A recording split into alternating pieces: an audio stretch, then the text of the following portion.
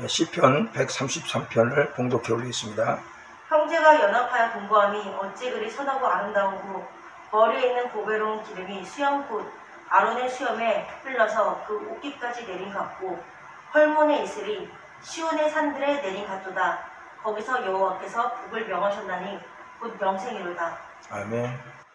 형제 자매 간에 서로 우애하고 서로 아껴주고 붙들어주고 격려해주는 그 모습을 보면은 부모들이 흐뭇해하고요, 선하고 아름다운 모습을 보는 것 같을 거예요. 누구나 다 그렇죠. 세상 사람도 마찬가지예요.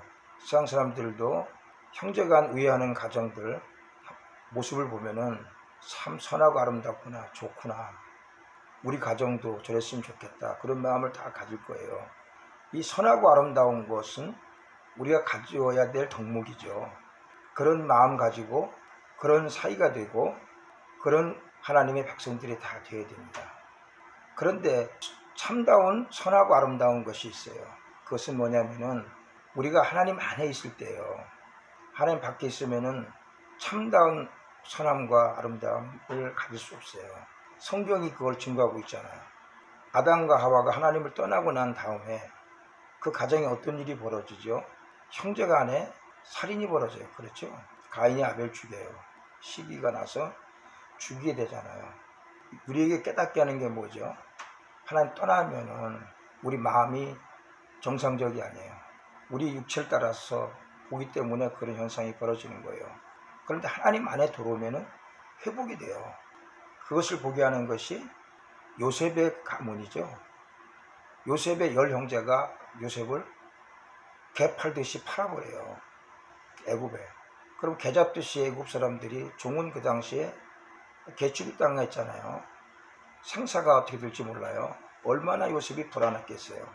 그 울면서 형제들에게 살려달라고 애원했잖아요. 그런데도 그들은 요셉을 팔았어요. 요셉이 국무총리가 되고 난 다음에 요셉의 형제들이 먹을 것이 없으니까 애굽에 양식이 많다는 소문을 듣고 양식을 구하러 왔다가 요셉을 만나게 돼요. 요셉 형제들이 깜짝 놀라죠.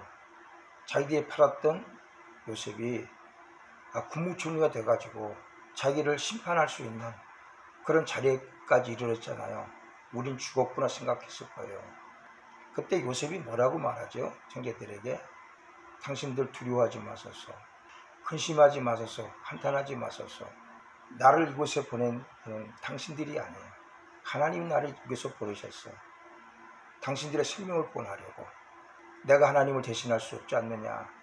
당신들은 나를 헤아려 했으나 나는 하나님은 그것을 손으로 바꿔서 오늘날 같이 만민의 생명을 구원케 하려 하셨다고 말하잖아요.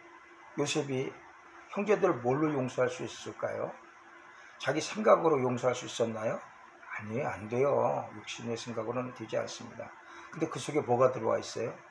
하나님이 들어오니까, 내가 하나님을 대신하리까 당신들 나를 헤아려 했으나 하나님께서는 이것을 손으로 바꿔서 만민의 생명을 구원케 하려 하시는 귀한 뜻이 있었다, 그렇게 말하잖아요. 하나님 내 안에 들어오면은요 다 용서가 돼요. 내 안에 하나님이 들어오면은요 화합이 돼요. 연합이 돼요. 동거가 되는 거예요. 하나님이 내 안에 계시지 않으면 연합이 되고 동거가 되지 않아요. 예수님께서 마태복음 10장 36절에 귀한 말씀을 하셨잖아요. 사람의 원수가 내 집안 식구니라 그랬어요. 무슨 말씀이죠? 우리가 하나님 떠나면은요, 세상이 약하면은 집안 식구 중에 원수가 나와요. 가인처럼. 그렇죠? 요셉의 형제를 팔았던 사람들처럼. 그런데 반대로 내가 하나님 안에 있으면은 원수가 뭘로 변해요? 친구로 변해요. 원수와 연합을 해요. 동거해요. 하나가 되게 만들어요. 변화시키는 인물이 되는 거예요. 오늘 133절에 귀한 고백이 그래서 있어요. 형제가 연합하여 동거하며 어찌 그리 선하고 아름다운 거. 그런데 2절을 보고 3절을 보면은요, 어떤 말씀이 있죠? 머리에 있는 보배로운 기름이 수염 곧 아론의 수염에 흘러서 그 옷깃에 내린 것 같고, 3절 초반이잖아요. 헐몬의 이슬이 시온의 산들에 내림 같도다. 그렇죠? 무슨 얘기죠 지금? 형제와 연합함이 어찌 그리 선하고 아름다운 거랬는데 2절 3절에 보면은요, 그걸 어디에 비유했어요?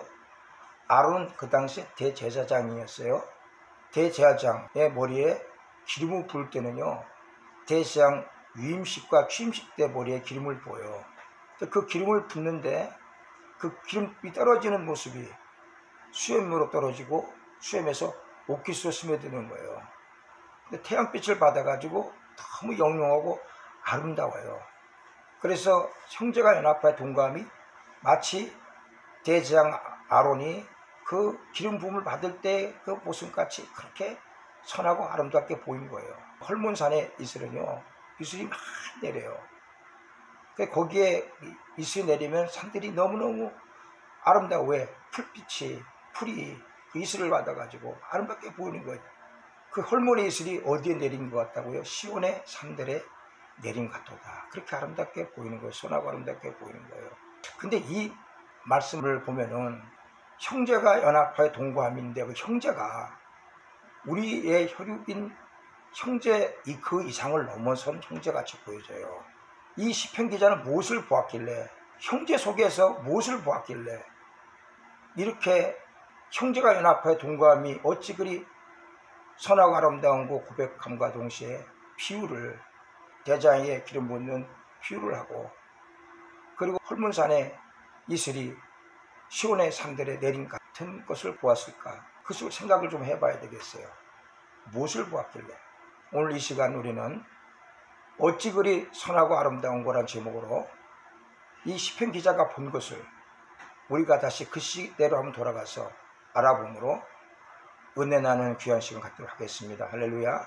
첫 번째로는 하나님이 우리 형제로 오실 것을 보았습니다. 참 대단한 말씀이죠.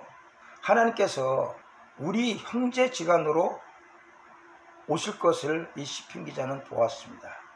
사실 우리는 이 말씀만 들으면 감동을 해야 돼요. 그 많고 많은 존재 중에서 하나님께서 인간의 모습으로 오셔서 우리 형제 가운데 함께 하셨다는 사실이에요. 근데 그것을 이미 시편 기자는 미리 본 거예요. 형제가 연합하여 동거함이 그 형제 속에 하나님께서 다윗의 후손을 혈통을 통해서 이 땅에 예수 그리스도의 모습으로 오셔서 우리와 형제 될 것을 미리 시편 기자는 본 거예요. 이게 얼마나 큰 겁니까 이거에? 이런 큰 감격이기 때문에, 보았기 때문에 형제가 연합하여 동거함이 어찌 그리 선하고 아름다운 거라는 감탄사를 왼발한 거예요. 미리 성경에 이것도 예언해 놨잖아요. 형제로 오실 것을. 우리가 이사야서 7장 14절에 보니까 친히 내가 내게 징조를 보이리니 처녀가 잉태하여 아들을 낳을 것이요 그 이름을 임마누엘이라 하리라. 하나님께서 어디로 오신다고요? 처녀의 몸을 통해서 잉태돼서 우리 형제로 오시는 거예요. 그렇죠? 사람의 형제로 오시는 거잖아요. 이사야 9장 6절에도 한 아들을 우리에게 주신 바 되었다 그랬어요. 근데 그 아들이 누구라고요? 우리에게 주신 난 아들이 하나님이에요. 전능한 자라 그랬어요. 하나님이 우리와 똑같은 아들의 형태인 형제로 오셔서 이 땅에 오실 것을 예언하셨어요. 시편 2장 7절에도 보면은요, 너는 내 아들이라 오늘날 내가 너를 낳았도다. 즉 시편 2장은요 오실 예수 그리스도에 대한 예언의 말씀이에요. 내 아들을 낳았도다. 너는 내 아들이라. 예수님 이 땅에 오셨을 때 요한은 어떻게 기록하고 있죠? 세례 요한을 통해서 선포하는 것, 하나님 말씀이 육신이 되어서 우리 가운데 거하심에 그 영광을 보니 은혜와 진리가 충만하더라 그랬잖아요. 요한복음 1장 18절에서는 우리가 하나님을 본 사람이 없으되 하나님 품속에 있는 독생하신 하나님께서 우리에게 나타나셨다 그랬잖아요. 지금 하나님께서 뭘로요? 우리 몸속에서, 마리아의 몸속에 우리 육신과 똑같은 존재로 이 땅에 태어나셨어요. 그래서 우리하고 형제가 되셨잖아요. 마리아에게는 형제가 있죠. 내 동생이 있고 여동생이 있잖아요. 그들과 다 형제지간이잖아요. 예수님하고. 그들 형, 오빠 이렇게 불렀을 거 아니겠어요? 하나님이 형제로 오셨어요. 우리 가운데 형제로 오셨어요. 그리고 이 자체가 우리에게는 귀한 일이에요. 왜 그러면 우리 형제로 오셨을까요? 그 이유가 뭘까요? 히브리서 2장 11절에서 17절에 보게 되면요, 그 이유를 분명히 밝히고 있어요. 거룩하게 하시는 자와 거룩하심을 입은 자가 다 하나에서 난지라. 그러니까 그를 형제라 부르기를 부끄러워하지 아니하시고, 2장 14절에 보니까 우리가 같은 한 혈통으로 혈육으로 태어나셨어요. 자녀임은 한 혈육인 것 같이 예수 그리스도도 한 모양으로 한 혈통에서 태어나시면 뭐 때문에 태어나셨다고요? 우리의 사망 권세를 철폐하기 위해서. 그리고 2장 10절에 보니까 범사에 그리스도께서 한 형제가 되시 마땅하도다 그랬어요. 이는 왜 그러냐? 우리의 대상이 돼가지고 우리의 죄를 친히 담당하도록 하기 위해서라 그랬어요. 2장 11절에서 17절까지 한번 차근차근 한번 읽어보세요. 거룩하게 하시는 자와 거룩하게 함을 입은 자들이 다 하나에서 난지라. 그러므로 형제라 부르시기를 부끄러워 아니하시고 이르시되 내가 주의 이름을 내 형제들에게 선포하고 내가 주를 교회 중에서 찬송하리라 하셨으며 또 다시 내가 그를 의지하리라 하시고 또 다시 볼지어다 나와 및 하나님께서 내게 주신 자녀라 하셨으니 자녀들은 혈육에 함께 속하였으며 그도 또한 한 모양으로 혈육에 함께 속하심은 사망으로 말미암아 사망의 세력을 잡은 자 곧 마귀를 없이 하시며 또 죽기를 무서워하므로 일생에 매어 종 노릇하는 모든 자들을 놓아주려 하심이니 이는 실로 천사들을 붙들어 주려 하심이 아니요 오직 아브라함의 자손을 붙들어 주려 하심이라. 그러므로 저가 범사의 형제들과 같이 되심이 마땅하도다. 이는 하나님의 일에 자비하고 충성된 대제사장이 되어 백성의 죄를 구속하려 하심이라. 아멘. 왜 형제로 오셨는가? 2장 11절 10절까지 잘 기록되어 있잖아요. 왜, 뭐 때문에요? 우리 죄를 구원시키기 위해서. 예수님께서 우리 형제로 오셔서 우리의 친형이 되셨어요. 하나님이 친형이 됐기 때문에 우리도 친형, 그 예수님이 하나님을 아버지로 부르잖아요. 아버지로. 그럼 우리도 어떻게 하나님을 지금 아버지로 부르죠. 그 아버지로 부르도록 하기 위해서 예수님이 형제가 되어 주신 거예요. 형제로 오신 거예요. 이게 얼마나 큰 은혜예요. 이걸 갈라디아서 4장 4절에서 동일하게 얘기하고 있어요. 갈라디아 4장 4절에서 5절 말씀도 하나님의 아들을 하나님께서 예수 그리스도로 여자에게 태어나게 하시고 율법 아래 태어나게 하신 것은 우리와 하여금 율법의 저주에서 우리를 구원시키기 위해서, 해방시키기 위해서. 왜 우리가 예수님께서 하나님의 자녀로 우리 육신과 똑같은 옷을 입으시고 이 땅에 오셨느냐? 우리와 하여금 하나님의 아들의 명분이 되도록 하기 위해서 옳다는 사실을 증거하고 있는 거예요. 이 은혜가 여러분 속에 뜨겁게 넘치기를 주의 이름으로 축원드리겠습니다. 그래서 우리는요, 택하신 족속이에요. 택하신 족속. 왕같은 제사장이에요. 거룩한 나라예요. 소유된 백성이에요. 기름이 수염 곧 아론의 수염에 흘러서 그랬죠. 아론은 대제사장이라고 그랬잖아요. 왜 대제사장에서 대장 머리에서 흐르는 기름을 보면서 생각하면서 시편 기자는 형제가 연합하고 동감이 어찌 그리 선하고 아름다운 것을 선포했을까요? 바로 그 형제는, 이 보배로운 기름은 바로 거기서 뭘 보고 있느냐면은 오실 예수 그리스도의 모습을 본 거예요. 예수님께서는 우리의 대장으로서 영적인 대장으로 이 땅에 오셨다고 지금 히브리서 2장 17절의 말씀에 기록하고 있잖아요. 우리 대장이에요. 성도 여러분들이 깊이 있게 봐보세요. 바르게 봐보세요.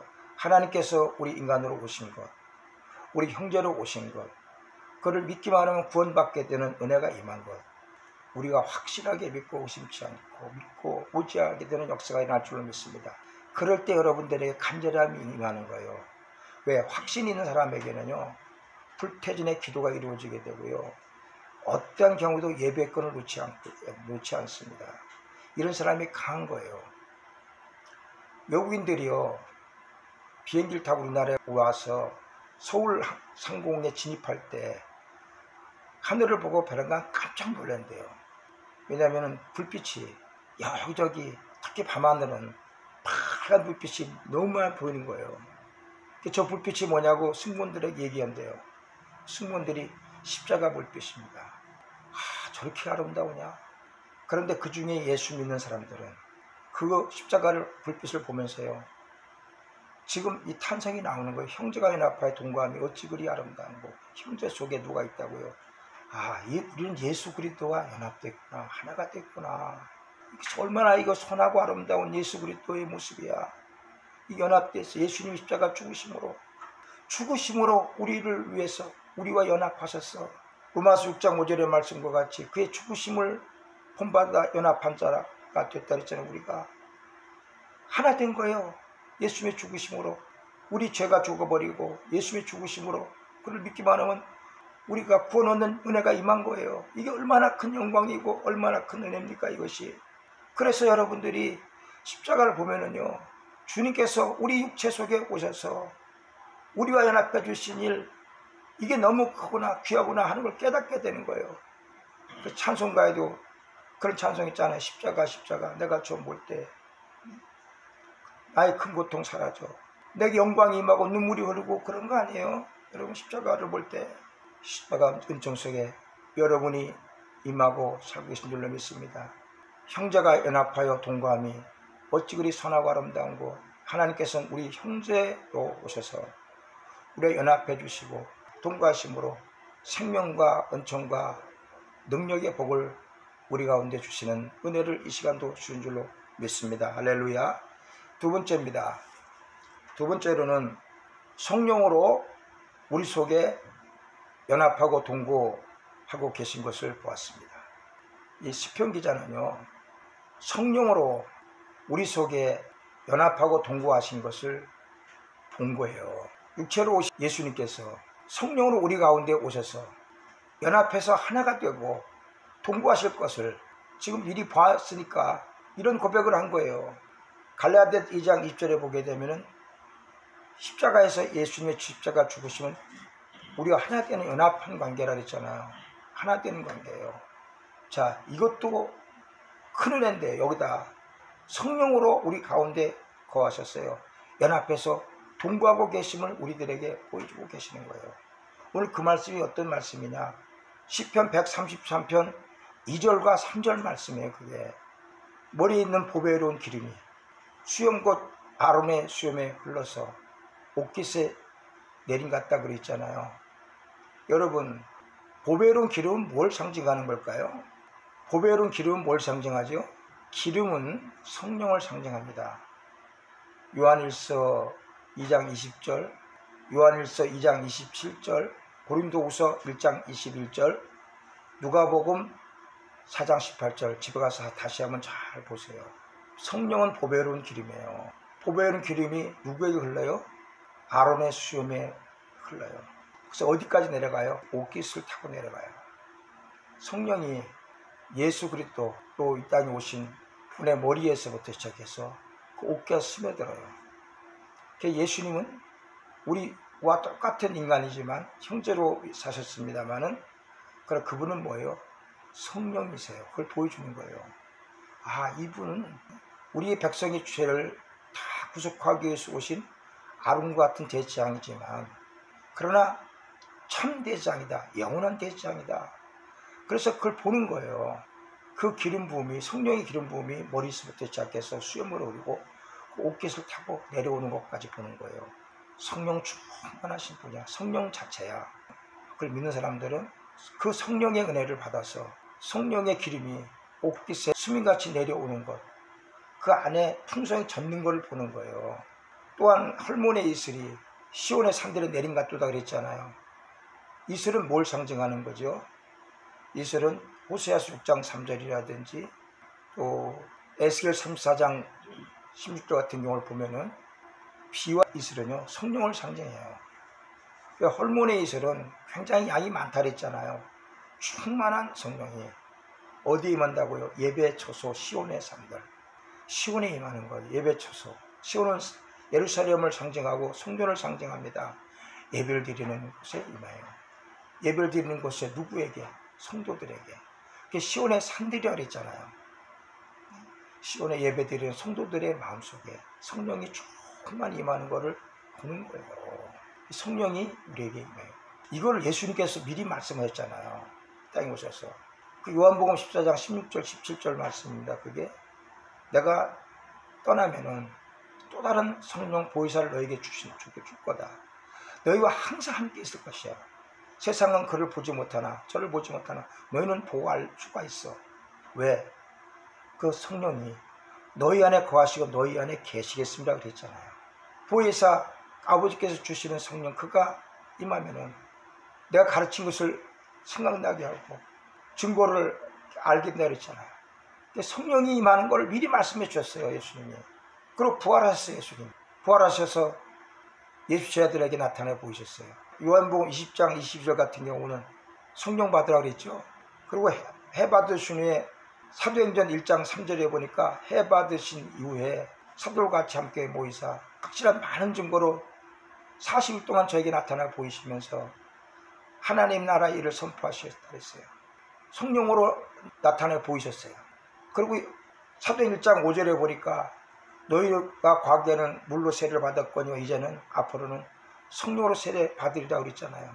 그 1장 8절에 보게 되면 오직 성령이 너희에게 임하시면 성령이 우리에게 임한다고요. 들어온다는 거예요.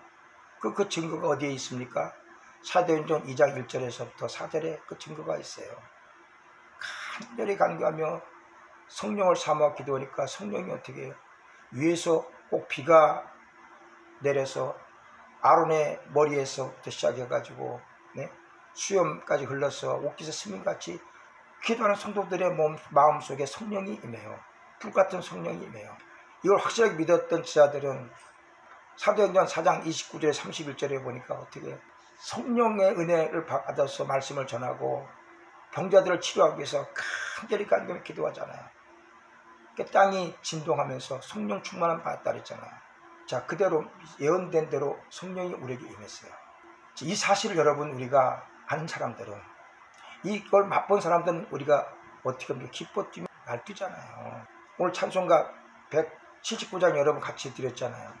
이 기쁜 소식을 온 세상 전하세요. 이 기쁜 소식이 뭡니까? 예수님께서 우리 육체로 오신 것, 우리 형제가 되어주신 것, 그를 통해서 죄사함 받게 된 은혜가 임한 것, 그뿐만 아니라 이제 어떻게 여러분 안에 성령으로 오셔서 역사하고 계신 것이에요. 갈라디아서 4장 6절 한번 읽어보세요. 너희가 아들인 고로 하나님이 그 아들의 영을 우리 마음 가운데 보내사 아바 아버지라 부르게 하셨느니라.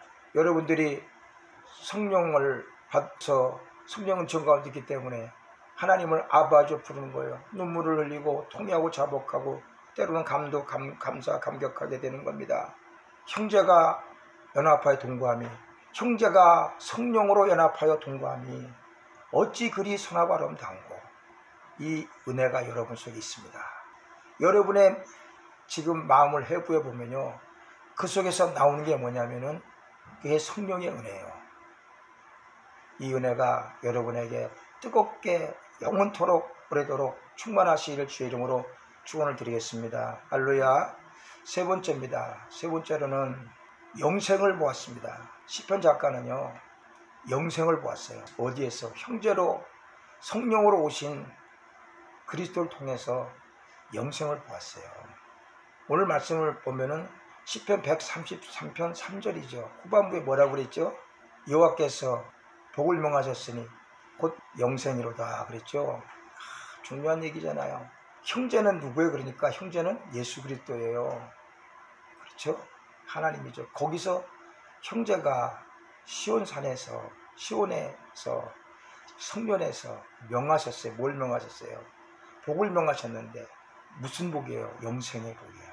여러분, 우리가 복 중에서 가장 큰 복이 무슨 복이에요? 뭐니 해도 뭡니까? 제일 큰 복이 영생 아니에요? 영원한 거예요. 영생은 죽으나 다시 사는 역사가 일어나는 거예요. 우린 누구나 다 왔다가 70년, 80년, 100년이면 다 사라지잖아요. 육신적으로는 사라지는 존재예요. 근데 그 죽은 존재가 다시 살아나는 은혜가 있다는 거예요.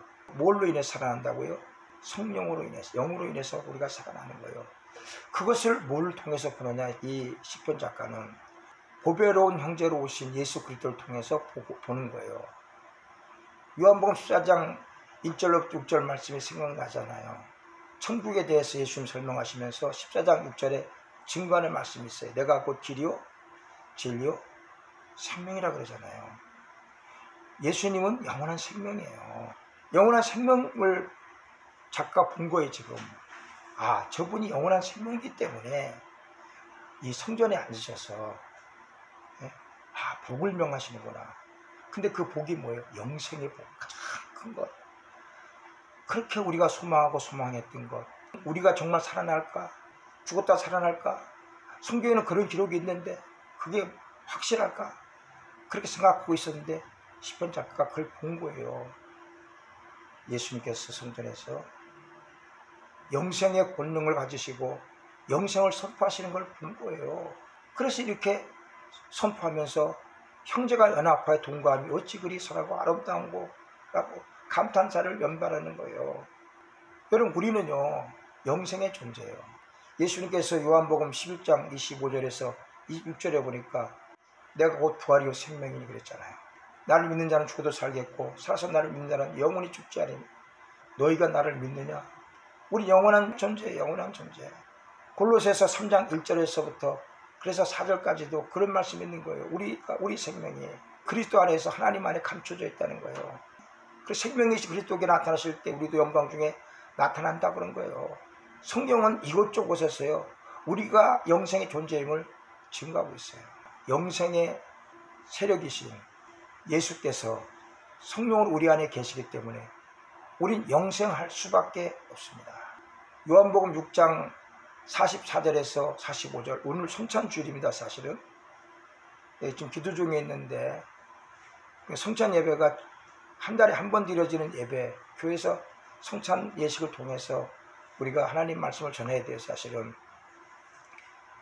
준비하고 있는데 성찬 너무 중요합니다. 왜냐하면 성찬 속에는요 예수님께서 우리 위해서 십자가에 죽으신 것과 부활이 그 성찬 예식 속에 담겨 있어요.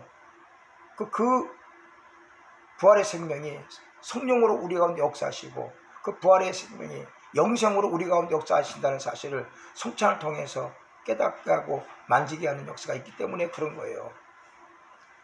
요한복음 6장 54절에서 55절 내 살을 먹고 내 피를 마시는 자는 영생을 가졌고 마지막 날에 내가 그를 다시 살리니 내 살은 참된 양식이요 내 피는 참된 음료로다. 아멘. 얼마나 더 하나님께서 우리에게 너희는 영생의 존재야, 나하고 영원토록 연합해서 동거할 수 있는 존재들이야, 얼마나 많이 더 설명을 해야 알아듣습니까? 우리가 십자가에 우리와 똑같은 형제로 오시고 그리고 우리를 위해서 친히 죽으시고 그걸 믿으면 성령을 통해서 우리가 구원을 받게 되고 그 성령으로 우리가 영생을 할 수밖에 없는 존재라는 사실을 성경은 구약성경 창세기부터 시작해서 요한계시록까지 너무너무 많이 증거하고 있는 거예요. 이거를 알고 고백한 사람들은 형제가 연합하여 동거함이 어찌 그리 선하고 아름다운 거로 고백할 수밖에 없어요. 이걸 아는 사람들은요 성경을 여러분 그냥 본다고요? 성경 속에서 내가 영생한다는 사실을 확실하게 만들 때까지 내가 성경을 보리라. 기도도 마찬가지예요. 내가 기도할 때 내가 이 영생의 은혜가 내게 만져질 때까지 내가 기도하리라. 예배도 마찬가지예요. 신령과 진정으로 드려지는 예배. 수가성 여인은요 우리보다도 더 죄가 많고 악한 여자예요. 그런데 우리가 갖지 못한 마음을 가지고 있었어요. 하나님을 찾으려고 그러고 사모하는 마음을 가지고 있었어요. 그가 갈급했던 것은 뭐냐면 세상 것이 아니라 이제는 영생을 갈급했어요. 영생을 갈급하니까 예수님을 만나요. 영생의 존재이신 예수님을 만나요. 예수님으로부터 영생의 소망을 얻게 돼요. 여러분 우리도 마찬가지예요. 예배를 통해서 사모하면서 신령과 진정으로 예배드리려고 노력하세요. 그리고 어떻게 하면 하나님을 위해서 내가 헌신하고 봉사하고 일할 수 있는가를 여러분 생각하세요. 하나님은 확실하게 계시기 때문에 우리에게 뜨겁게 역사하신 줄로 믿습니다. 오늘 이 말씀 너무 소중한 말씀이잖아요. 형제가 연합하여 동거함이 어찌 그리 선하고 아름다운고. 자, 그 선하고 아름다운 예수님께서 우리 안에 성령으로 역사하시고 영생의 은혜를 여러분들에게 뜨겁게 공포해 주신 줄로 믿습니다. 이 은혜를 간직하고 힘차고 능동적인 삶 사시기를 주의 이름으로 축원을 드리겠습니다. 할렐루야.